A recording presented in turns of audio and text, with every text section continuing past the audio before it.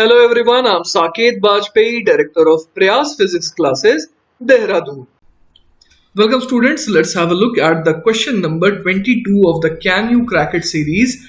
The question says, a motor capital M fitted on a platform enables it to be raised or lowered by wrapping cable around it. What will be its upward velocity if motor wraps at a constant rate of V meters per second? तो बच्चों ये बड़ा प्यारा सवाल हो गया। इस case में हमारे को ये दिख रहा है कि जो स्ट्रिंग की लेंथ है ना, वो धीरे धीरे क्या होती जा रही है, कम होती जा रही है। कैसे कम होती जा रही है? क्योंकि ये जो मोटर है ना, वो उसको क्या करता जा रहा है, वो उसको अपने अराउंड वाइंड करता जा रहा है। ठीक है, तो हम लोग यहाँ पर देख पा रहे हैं कि यहाँ पर जो केबल है वो रैप अराउंड हो रहा है ऑफ दिस मोटर। ठीक है, तो इस बार जो है, मतलब अभी तक के हिसाब से हम लोग जो भी सवाल करते थे ना कंस्ट्रेंट मोशन के ऊपर, उसमें जनरली क्या होता था कि जो स्ट्रिंग की लेंथ जो दिखती थी ओवरऑल वो कांस्टेंट रहती थी। लेकिन इस बार जो दिख रही है हमारे को स्ट्रिंग की लेंथ है, वो क्या होती जा रही है, वक्त के साथ धीरे धीरे कम होती जा रही है। ठीक है, तो अकॉर्डिंगली हमारे को थोड़ा अलग तरीके से सोचना पड़ेगा इस सवाल को। तो देखिए बच्चों, मैंने यहाँ पर जो डायग्राम है उसको फिर से बना दिया, और यहाँ पर मुझे ये पता है कि कभी भी डिस्टेंसेस लेनी चाहिए तो हमेशा फिक्स्ड पॉइंट से लेनी चाहिए। तो मैंने जो है टॉप मोस्ट पॉइंट से अलग अलग चीजों की डिस्टेंस मेजर करी है। जैसे कि ऊपर वाले पॉइंट से मैंने इस पुली तक की दूरी है ना, नीचे वाली पुली तक की दूरी को y कह दिया। उसी तरीके से ये जो सेकंड नंबर की पुली है, इसकी जो दूरी है ऊपर से वो मैंने x कह दिया। ठीक है, और उसी तरीके से यहाँ पर जो मोटर m है, उसकी दूरी जो है वर्टिकल से, मतलब कि ये जो सबसे ऊपर वाला पॉइंट है वहां से, उसको भी लगभग मैंने y कह दिया। ठीक है, क्योंकि मैंने ये वाली जो डिस्टेंस है ना, इसको जो है नेग्लिजिबल मान लिया, क्योंकि ये वैसे भी कांस्टेंट ही है ना। तो ये जो डिस्टेंस है वो कोई खास मैटर कर नहीं रही, तो मैं ये कह सकता हूं कि ये भी y है और ये भी y है। अब देखिए बच्चों, यहां पर हम लोग इक्वेशन क्या लिख सकते हैं। सबसे पहले हम लोग बात करेंगे a b, है ना, a से b आने वाली जो ये स्ट्रिंग है उसकी बात करते हैं। तो हम लोग बोल सकते हैं कि ए बी लेंथ जो है ये तो रहेगी कांस्टेंट। तो हम लोग क्या लिख सकते हैं यहाँ पर, y प्लस, अब ये बची हुई दूरी कितनी हो जाएगी, ये हो जाएगी plus y minus x. This has to be a constant. ठीक है, अब यहां पर देखिए कि मैं अब बात करता हूं स्ट्रिंग सी बी डी की, है ना। तो ये जो स्ट्रिंग सी बी डी है ना, इसकी जो लेंथ है वो वक्त के साथ क्या हो रही है बच्चों, कम हो रही है, क्योंकि ये जो मोटर है वो इसे खींचता जा रहा है ना, अपने ऊपर लपेटता जा रहा है। तो हम लोग इसकी लेंथ लिखने की कोशिश करते हैं। तो ये जो C से B तक की दूरी है, इसको मैं लिख सकता हूं x, है ना। उसी तरीके से बच्चों, अब यहां से लेकर के ये जो छोटी सी दूरी है, इसको अगर मैं चलिए कुछ कांस्टेंट C0 बोल दूं, है ना, इसको मैंने क्या कह दिया, C0 कह दिया। तो मेरे को ये समझ में आ रहा है कि ये वाली जो लेंथ हो जाएगी यहां से लेकर के यहां तक वाली, ये कितनी हो जाएगी, ये हो जाएगी x माइनस C0। तो इसको मैं लिख देता हूं प्लस x माइनस C0।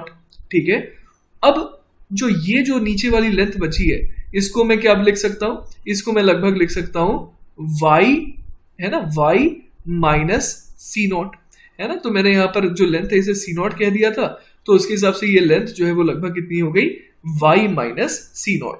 तो ये जो लेंथ है ये किसकी लेंथ आ गई, ये आ गई लेंथ CD धागे की, जो क्या होती जा रही है, वक्त के साथ धीरे धीरे कम होती जा रही है। तो यहां से मेरे पास इक्वेशन क्या आ गया, एक तो ऊपर वाले से आ गया मेरे पास equation 2y minus x is equal to constant. तो अगर मैं इसे डिफरेंशिएट करूं तो क्या आ जाएगा, 2 टाइम्स dy बाई dt, है ना, इज इक्वल टू आ जाएगा dx अपॉन dt। एक इक्वेशन तो मेरे पास ये आ गई, क्योंकि कांस्टेंट का डिफरेंशिएशन 0 हो जाएगा, है ना। और अब देखते हैं सेकेंड वाली इक्वेशन से हमारे पास क्या आता है। तो अगर अगली इक्वेशन को मैं देखूं तो यहां से आ जाएगा 2x plus y minus 2 times C0 is equal to, ये क्या हो जाएगा, ये CD है। ठीक है, अब इसे कर देते हैं डिफरेंशिएट, तो क्या आ जाएगा हमारे पास, 2 times dx by dt plus single time dy by dt, constant का डिफरेंशिएशन 0, और ये जो CD लेंथ है वो क्या हो रही है, वक्त के साथ कम हो रही है। और किस रेट से कम हो रही है, तो v से। तो यहां मैं लिख दूंगा माइनस ऑफ v। क्लियर है बात, माइनस साइन क्यों आया, क्योंकि वक्त के साथ CD जो है वो छोटा हो रहा है। तो देखिए अगली इक्वेशन जो हमारे पास आई वो क्या आ गई, 2 times dx by dt plus dy by dt is equal to minus v. अब देखिए हमें निकालना क्या था, सवाल में जो है हमसे पूछा गया था कि what will be it's upward velocity, है ना, ये जो नीचे जो प्लैंक है वो ऊपर किस रेट से जा रहा है। तो मुझे basically d y by d t से खास मतलब है ना। तो d x by d t जो है वो 2 times d y by d t है। तो मैं इस इक्वेशन को यहाँ पर यूज कर लेता हूँ। तो मैं लिख सकता हूँ d x by d t के बदले 2 times d y by d t plus single time d y by d t is equal to हो जाएगा माइनस वी, राइट। तो यहां से क्या आ गया मेरे पास 5 times d y by d t is equal to हो जाएगा माइनस वी। और यहां से फाइनली मेरे पास क्या आ गया, d y upon d t, है ना, minus d y by d t कितना आ गया, ये आ गया v अपॉन 5।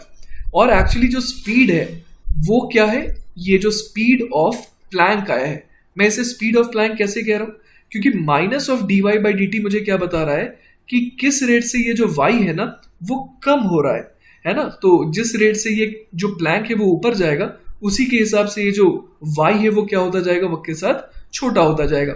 इसीलिए मेरे को समझ में ये आ गया कि वेलोसिटी स्पीड ऑफ प्लैंक जो है ना, स्पीड ऑफ प्लैंक जो है वो क्या हो जाएगा v by 5 and this is our final answer. Clear है ये बात। तो बच्चों इस सवाल को सॉल्व करने के मेथड नंबर 2 के बारे में बात करते हैं, ठीक है। अगर मैं मेथड नंबर 2 की बात करूं तो मैं यहां पर क्या करूंगा, इस पूरे के पूरे स्ट्रिंग्स को, है ना, छोटे छोटे सेगमेंट्स में डिवाइड करूंगा। जैसे कि एक ये पॉइंट हो गया, एक ये पॉइंट हो गया, मैं नाम देता जाता हूं ना, ये इसे मैं ए कह देता हूं, इसे मैं बी कह देता हूं, इसे सी, फिर इस पॉइंट को डी, ठीक है, इस पॉइंट को मैं कह देता हूं ई और इस पॉइंट को मैं कह देता हूं एफ, ठीक है। ये वाला पॉइंट हो गया जी और साथ ही साथ ये वाला पॉइंट एच, ये वाला पॉइंट आई और ये तो एम है ही, ठीक है ना। तो हम लोग यहां पर देख पा रहे हैं कि अगर मैं सबसे पहले if I talk about A B C D, है ना, अगर मैं ए बी सी डी की बात करूं तो यहां पर मैं देख पा रहा हूं कि ए जो है वो तो फिक्स्ड है, तो वो इस ए बी सेगमेंट को ना बढ़ाना चाह रहा है ना ही घटाना चाह रहा है। अब ये जो बी पॉइंट है ना, मैं ये एज्यूम कर लेता हूं कि प्लैंक जो है वो लेटर से कि ऊपर की तरफ जा रहा है वीपी से, ठीक है, और ये जो पुली है इसकी स्पीड में ऊपर की तरफ लेटर से मान लेता हूं कि वी नॉट है, ठीक है ना। अब देखिए यहां पर मैं क्या बोल सकता हूं कि बी जो है, बी पॉइंट, वो भी ऑब्वियस है कि ये ऊपर जाएगा। इसका मतलब ए बी जो सेगमेंट है उसको कम करने की कोशिश कर रहा है ये बी पॉइंट, और किस रेट से, ये इसे कम करने की कोशिश कर रहा है वीपी से। तो कम करना चाह रहा है तो माइनस साइन आ जाएगा, और किस रेट से, तो वीपी से। तो मैं यहां पर माइनस वीपी लिख देता हूं। मतलब ए बी जो है वो नेट क्या होना चाह रहा है, माइनस वीपी रेट से चेंज होना चाह रहा है। अब ये जो A B C D thread था, है ना, उसमें सी डी भी तो एक पोर्शन है। तो सी डी की अगर मैं बात करूं तो सी जो है वो इस सी डी लेंथ को क्या करना चाह रहा है, छोटा करना चाह रहा है, किस रेट से, वीपी से। तो मैं लिख देता हूं माइनस वीपी। और ये जो डी पॉइंट है वो क्या करना चाह रहा है, वो बड़ा करना चाह रहा है सी डी लेंथ को, किस रेट से, तो प्लस वी नॉट से। तो मैं यहां लिख देता हूं plus v not and this has to be equal to 0, क्योंकि ओवरऑल अगर ए बी सी डी, है ना, इस स्ट्रिंग को देखें तो ये ना तो बढ़ रहा है ना तो घट रहा है, ठीक है। तो जो रेट ऑफ चेंज है वो तो 0 आएगा। तो एक इक्वेशन डायरेक्टली हमारे पास ये आ गई, ठीक है ना। अब अगर मैं यहां पर बच्चों बात करूं किसकी, G E F H I M, इस वाले थ्रेड की बात करूं तो हम लोग ये देख सकते हैं कि जी तो ना घटाना चाह रहा है ना बढ़ाना चाह रहा है। ई क्या करना चाह रहा है, ई जो है वो जीई को क्या करना चाह रहा है, छोटा करना चाह रहा है इस सेगमेंट को, किस रेट से, तो माइनस वी नॉट मैंने लिख दिया। सेम उसी तरीके से हम लोग देख पा रहे हैं कि अगर ये पुली वी नॉट से ऊपर जा रहा है तो ये जो एफ एच लाइन सेगमेंट है वो छोटा होना चाह रहा है एफ की वजह से, किस रेट से, तो ये छोटा होना चाह रहा है माइनस वी नॉट से। और साथ ही साथ ये एच जो है वो तो अपनी जगह रुका रहेगा क्योंकि ये पुली जो है फिक्स्ड है। सिमिलरली बच्चों आई एम के बारे में बात करते हैं। यहां पर जो आई है वो तो इस फिक्स्ड पुली का पॉइंट है, तो ये तो ना बढ़ाना चाह रहा है ना घटाना चाह रहा है, राइट। लेकिन एम जो है ना, ये जो एम है ये बेसिकली हम लोग समझ पा रहे हैं कि मोटर जो है वो किस रेट से ऊपर जा रहा है, वीपी स्पीड से ऊपर जा रहा है। तो इसकी वजह से ये पॉइंट का कंट्रीब्यूशन क्या हुआ, ये इस स्ट्रिंग को छोटा करना चाह रहा है किस रेट से, माइनस वीपी से, ठीक है।